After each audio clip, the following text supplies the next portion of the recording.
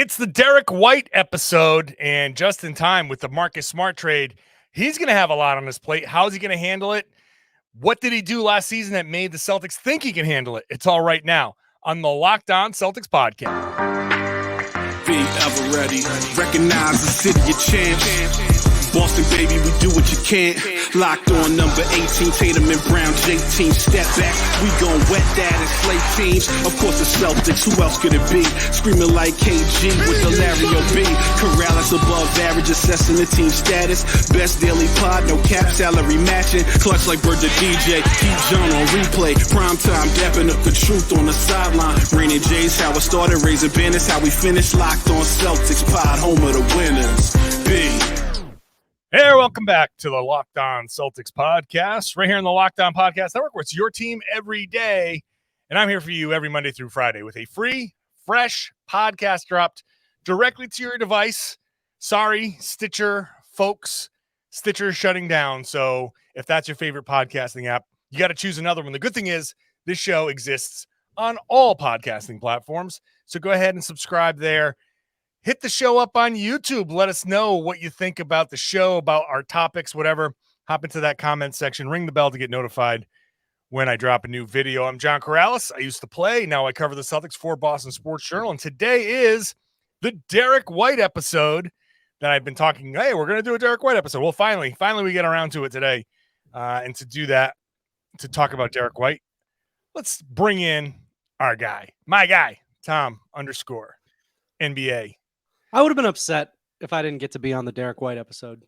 Like, really? I feel like I've established myself pretty heavily as like a big time pro Derrick White guy. Yeah, So, yeah. I mean, I think I belong here. How is anybody not like? I think, of course, yeah. Like what's Derrick White is like the most benign. He's very obviously good.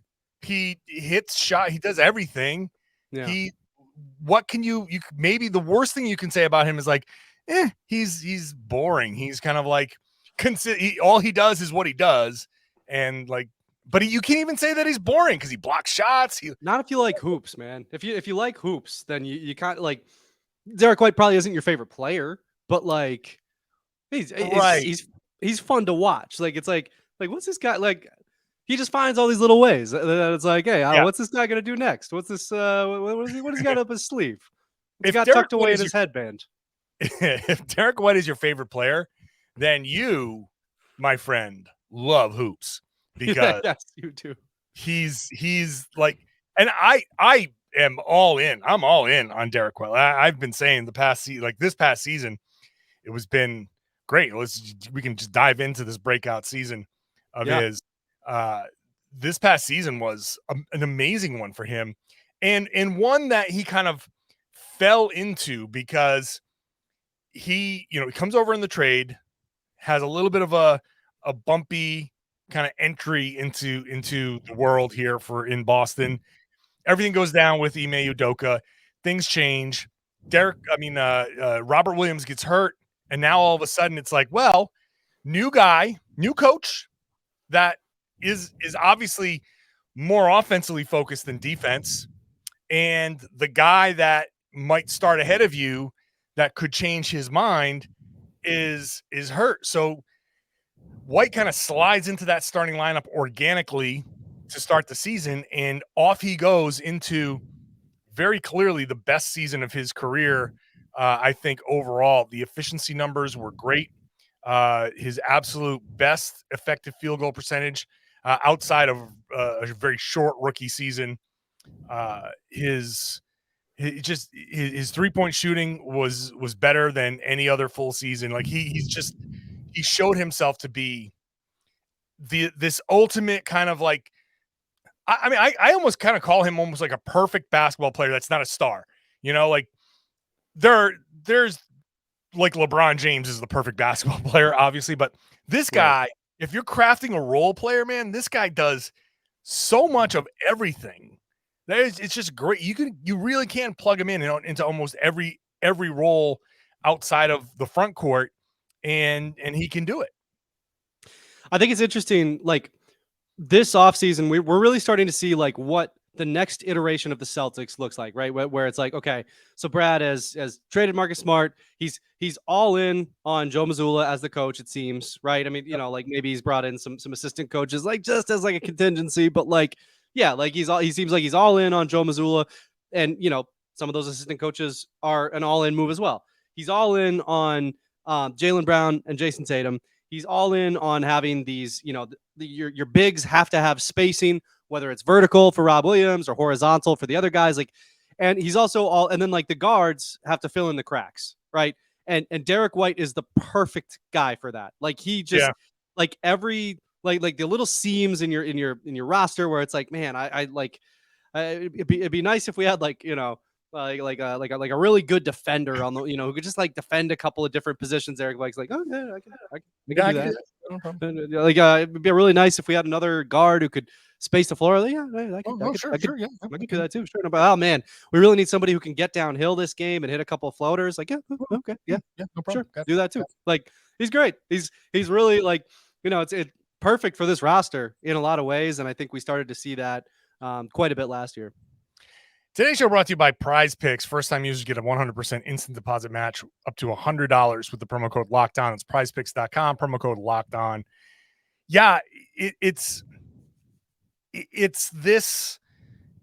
We are seeing the next iteration. It is because he had that year that makes the move for Marcus Smart palatable, right? Like I think one of the front and center Marcus Smart supporters in this Boston Celtics sphere can sit here and say, okay, it sucks. And they are going to have like trouble replacing some of the intangible stuff because Marcus just made plays that no one else is really going to make. Some of the diving steals, some of those like just really you need them in this particular moment. And there's Marcus making this crazy play. You're not going to replicate that, right? But you can say maybe you don't get to that point when you've got a ball mover like Derrick White. He's going to be in the next segment. If you're watching on YouTube, you'll see we're going to be talking about him as the new point guard. But he steps in. Is he going to be a point guard necessarily? No, but it really kind of begs the question of, does every team need a traditional point guard? He comes in, he starts the offense as like a leadoff hitter in baseball. You start the offense, and once the ball is moving, the ball is moving. Leadoff hitter, you lead off the top of the first, and there's a good chance that might be the only inning you lead off, unless the other pitcher's mowing everybody down. So it's his ability to be a lot of these things allowed for Marcus Smart to be traded. Actually, it allowed for Malcolm Brogdon to be traded, but that's a whole other thing. I'm just the most amazing thing for White is the fact that he came in and shot 38% from three, and the fact that he was really consistent and he continued that throughout the course of the playoffs. He was able to still hit threes at a really good clip. He had a ton against Miami, especially in that the three wins. He's just his ability to all of a sudden go from questionable 3-point shooter to that's going in. That level of confidence that he had is kind of huge, and that's what makes this possible. His defense, yes. His ball movement, yes. But man, that shooting. I know when Brad turns it over to Joe Mazzulla, we know the emphasis that he puts on that shooting.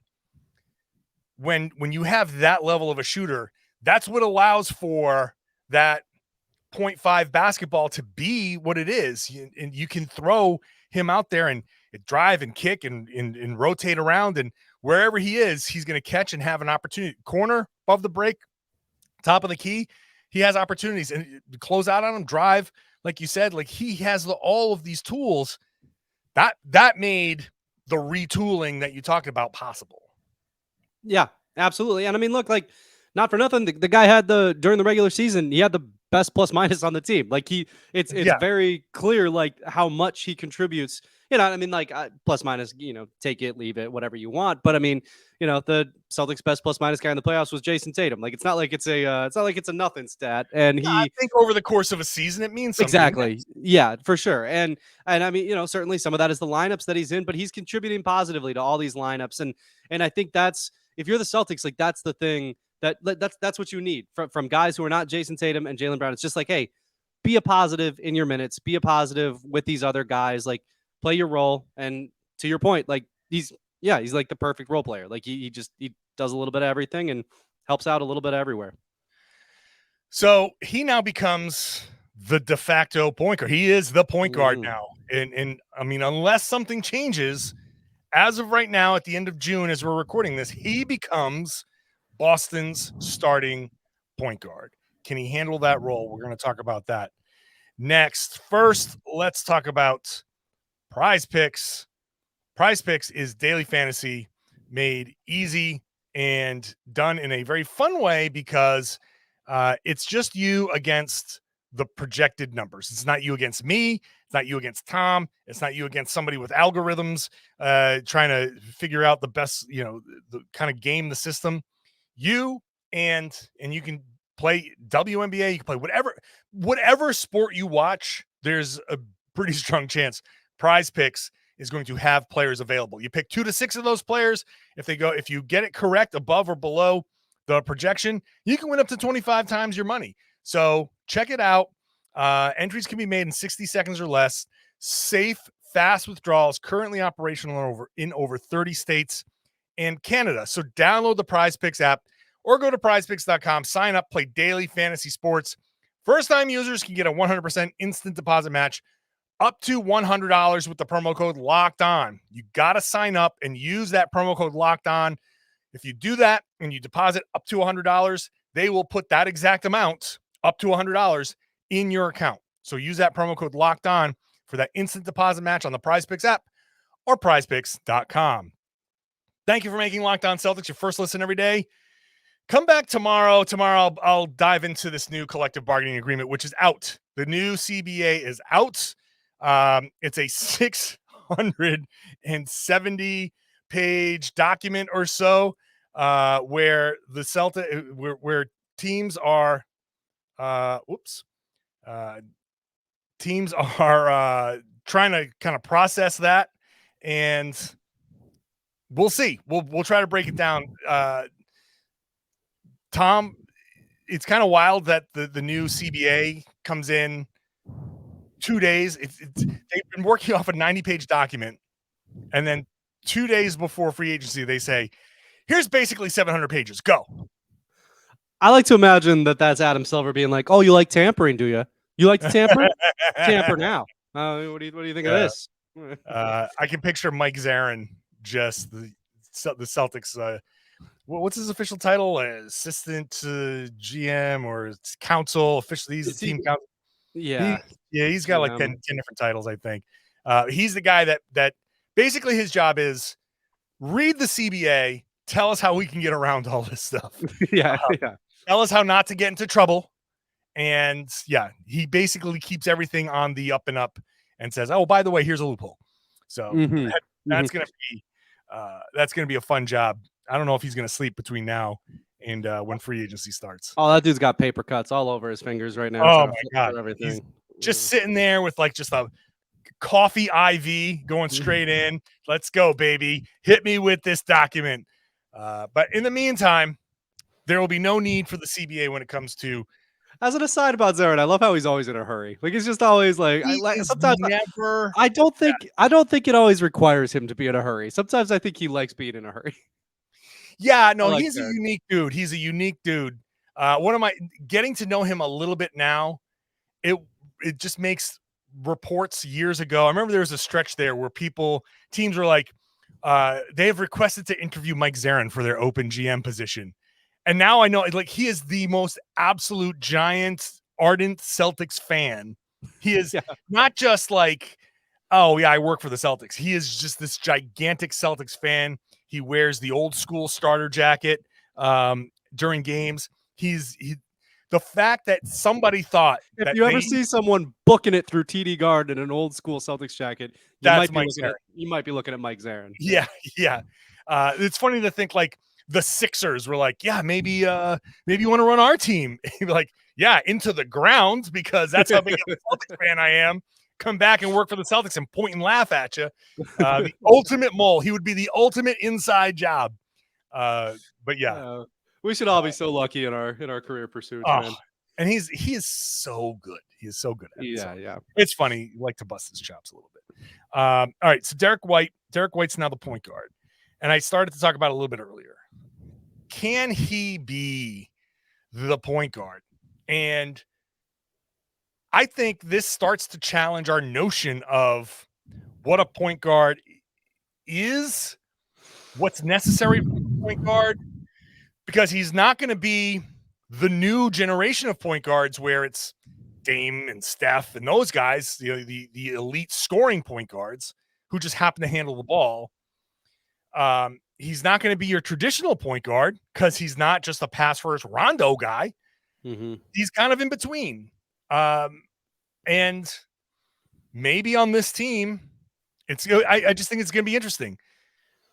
Maybe instead of needing to set up Tatum and Brown and Porzingis, maybe you just need a guy that's just going to move the ball, initiate the offense, and move, and just every time he touches it, makes the next right decision, and just keeps the whole thing flowing. And if they play off of that energy, maybe that's what gets them to more of a 0.5 type of basketball, and gets them moving more. Yeah, I mean, it's going to be really interesting, right? Because Smart, we've talked about it before. Like this team does not have a lot of like passing. Like you talked about the intangibles that Smart brought. He also brought one very specific tangible, yeah, like the dude could make a lot of passes, and Celtics don't really have anybody who specifically does that now. I think that does, it does put the onus on the team in a lot of ways to do the 0.5 offense, to do it right, to move the ball, because otherwise there's a real possibility that there could be like some stagnation offensively, that there could be some, maybe a little bit more isolation than you'd like, and that comes down to Derrick White too.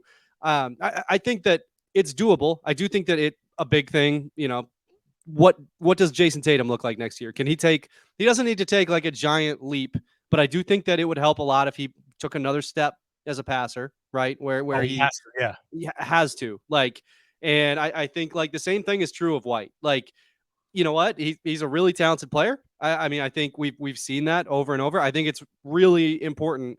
Like, he's got to take another step as a passer. Like I think a few guys do. I think if I'm the Celtics, one of the things I'm a little bit concerned about is like, hey, if teams like the Heat can get up in you and bother you and harass you and turn you over and make that kind of thing happen, like, okay, now you've got a guy who's been largely a combo guard for his entire career being your starting, go-to point guard. Like, what does that look like? Like, maybe it works, maybe it doesn't. But yeah, I mean, I think White's a really good player. I think he's really smart. And I think the Celtics probably have a pretty good idea of whether White can handle that role or not, right? Like, I don't think they're flying blind here. I think they've seen a lot of scrimmages. Sure.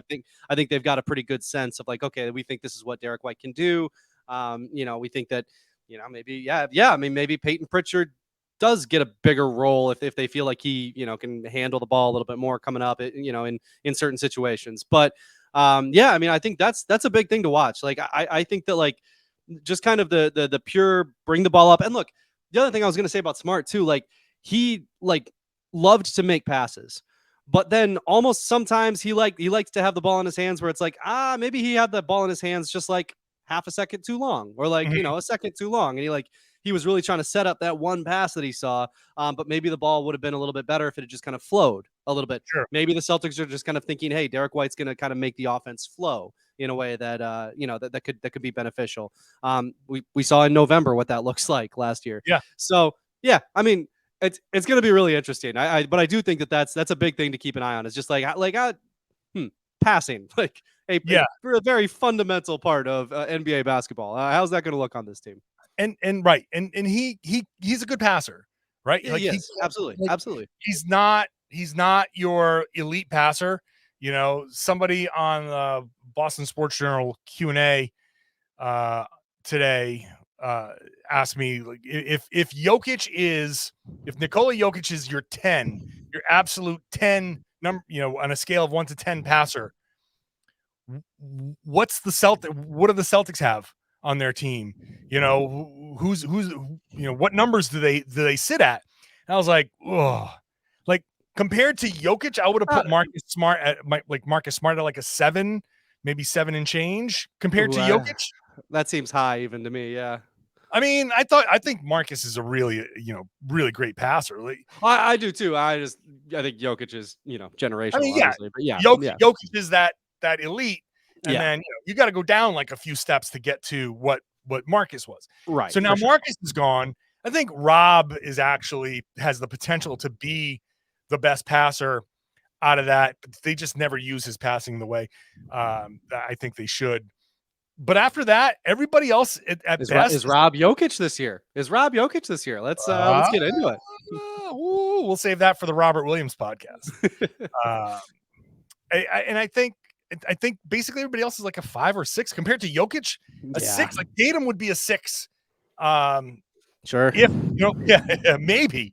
So it's not going to be about one guy being your best passer. Maybe the answer wasn't, I'll allow for this thought to enter my head. Maybe the answer wasn't keeping your best passer. Maybe it's a little counterintuitive. Maybe you're like, if you take away the one guy who's going to sit there and pick everything apart and you just have a bunch of equal guys, you're forcing the whole thing. Now the only way for this to happen is to move and to drive and kick and replace and all that stuff. If you have a bunch of guys that can pass well enough and not your elite point guard to set everything up, you're not just saying, okay, point guard at the top dribbling, Chris Paul type guy. You guys do all your actions. Chris Paul finds the guy for the shot. You guys are all going to have to like just generate your own shots and find the open ones where they show up. So that is possibly part of, maybe, I don't know if they thought of that, but that's kind of maybe an unintended consequence of this. Let's continue this in a second. First, I just want to say thank you to everybody who makes Locked On Celtics your first listen every day. Head on over to Locked On NBA, which I host on Wednesdays. I'm sure they're going to have a lot more on the new CBA and all that stuff. And free agency starts Friday, so that's going to be coming up there. So let's move into the, can he handle the bigger role? And I think one way that I'm questioning whether he can handle the bigger role is the one thing that Marcus Smart could absolutely do is call out Tatum and Brown. Like he did it a couple of seasons ago. Tom, you're muted.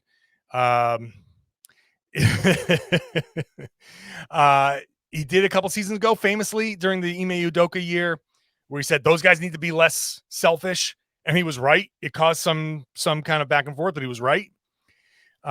You can see him on the court telling guys, this is where you're supposed to go. He would tell Jaylen Brown, and Jaylen is a guy that still needs to be told sometimes, this is where you go. Because every once in a while, Jaylen gets into his own head, and he still kind of loses sight of, he got backdoored, and now he's running down on offense. And so I can see people still to this day pointing, get over there, get over there, get over there.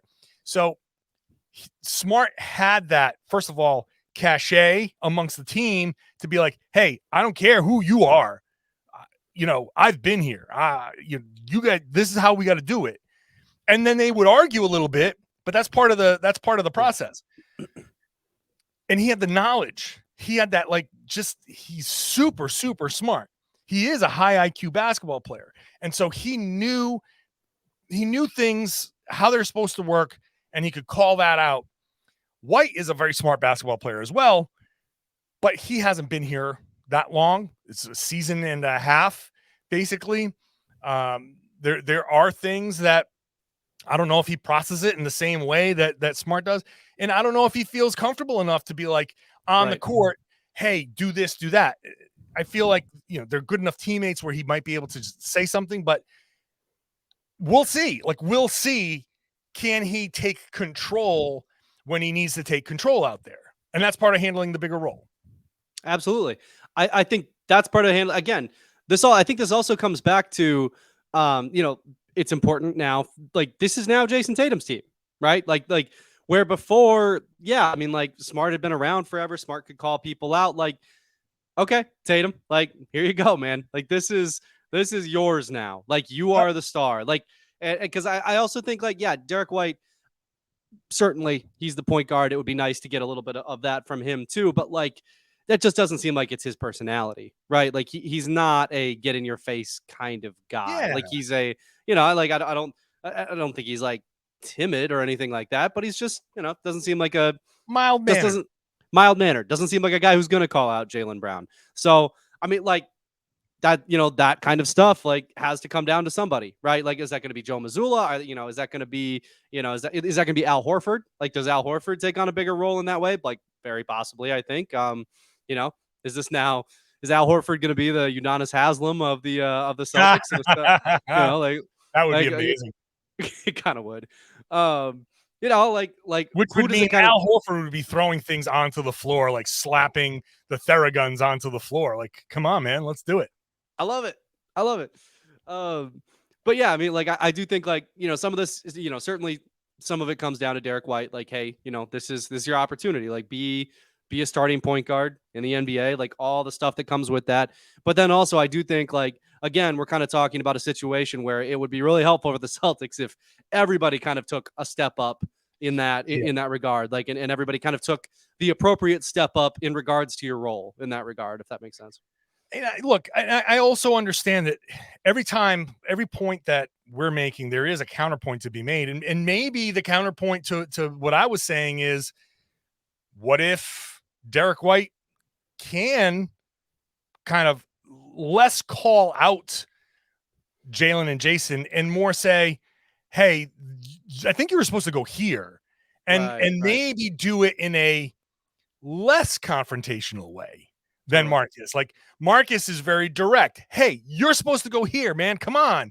And I think there are some times where guys need that, but also there might be some times where guys need a more Derrick White type personality to be like, hey, pretty sure that on this play you go here, I think that, and you give the other guy, oh yeah, my bad. Like, it's so different approaches might be a little bit different with between White and Smart.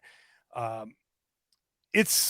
am curious to see the impact that he has there, because you're right, he doesn't have that big personality, but at the same time, the personality that he shows with us, definitely not what he shows in the locker room.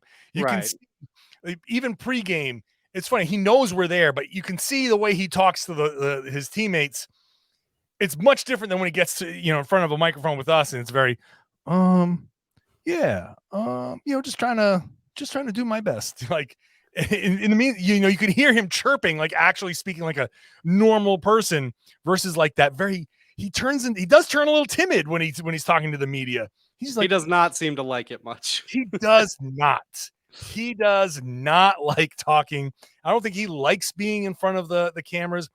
I don't know if he likes being the center of attention. Like, that might just be part of his person. Like, he does love doing all that other stuff and being part of the team, and part of why he does all of those things is because he's like, yeah, man, whatever you need me to do. Hit shots, sure, I'll take shots, no problem. You want me to pass? You want me to set a pick?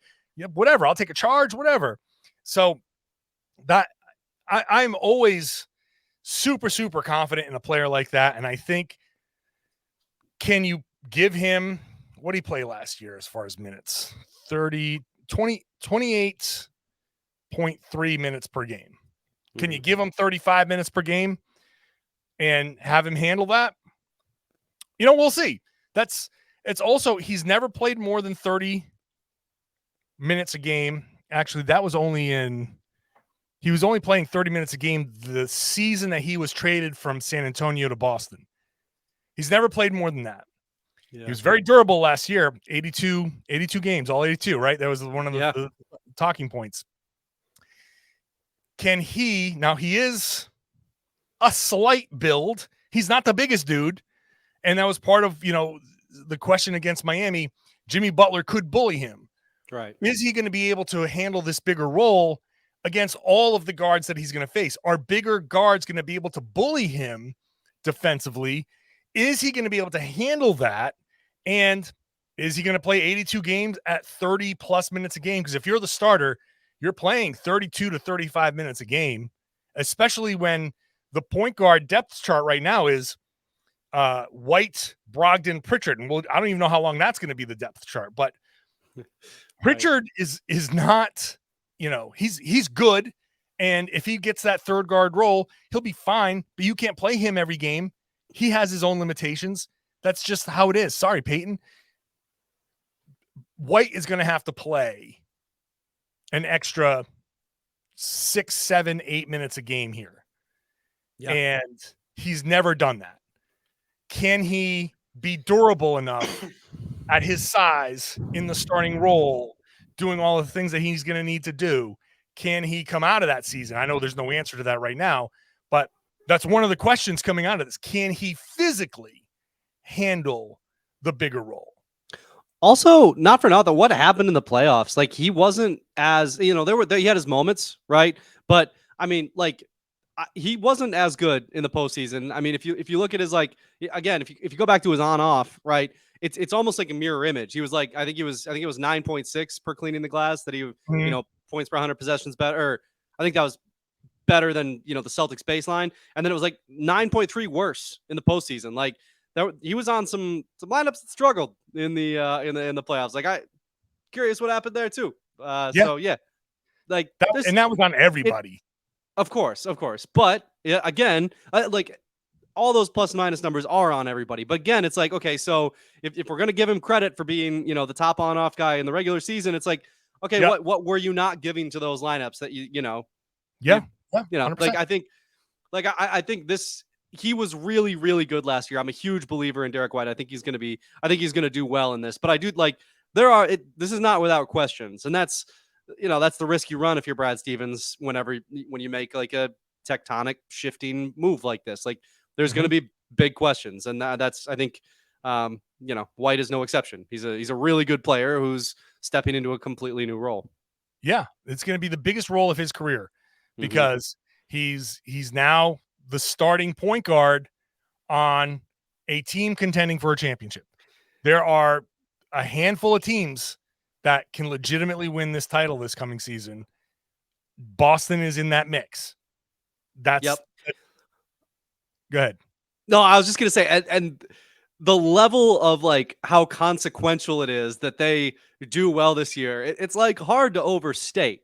Like, it's incredibly important. Yes. This is a super important year, and you are the lead ball handler on that team. Like, that is a lot of responsibility. And like, like this is a team that's got 2 stars that they've built this entire squad around keeping those guys, like maximizing those guys, keeping those guys happy. And like, you're in charge of bringing the ball up. You're in charge of starting the play, of starting the distribution. Like, this is a like, it's a bigger role. It's a bigger role in terms of minutes, in terms of, I'm sure like his usage rate, all that stuff. But man, is it a bigger role in terms of just how consequential he is on the court.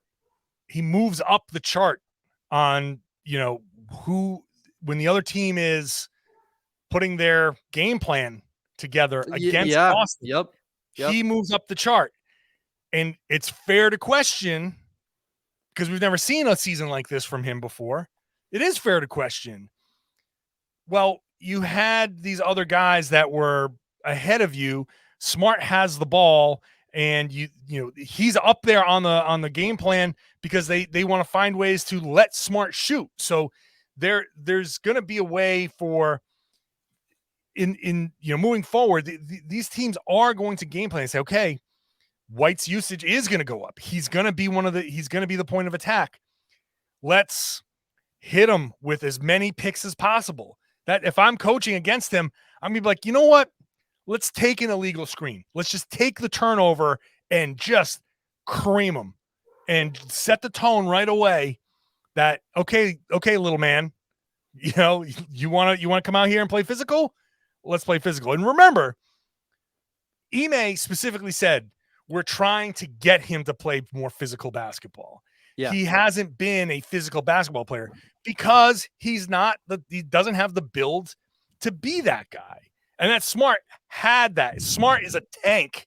Now, he also had injuries that came along with it, but this is going to be, and maybe I'm a little more old school, and that's what's coming out here, but I'm running Derrick White through every pick, through every action. I am putting him in as many actions as possible to see if his body can handle it and see if he can't get tired by the end of the game.